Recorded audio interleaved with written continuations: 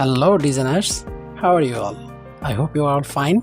Today I'm gonna show you how to make a logo using Illustrator, and this time you can make a logo by using only strokes. You might be very surprised. Don't worry, if you watch the full video you will learn that. Okay, without any further ado, let's get started.